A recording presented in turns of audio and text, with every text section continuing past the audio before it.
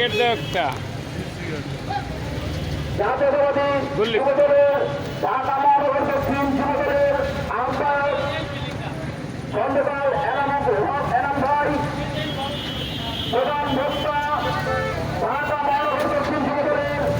সংগ্রামী সদস্য সচিব রবিউল ইসলাম ভাই আরো উপস্থিত থাকবেন